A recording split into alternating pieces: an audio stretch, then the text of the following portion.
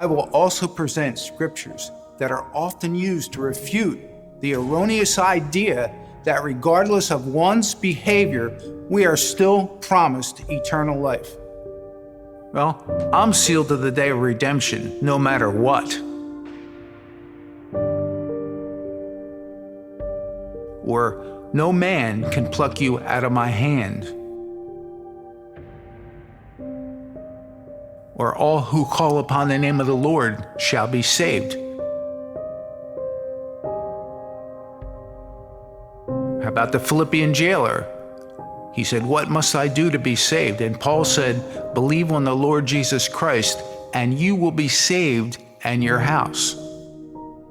Are there conditions that are not mentioned in these scriptures, like the necessity of obeying Christ, holy living, enduring to the end, overcoming, and being a disciple?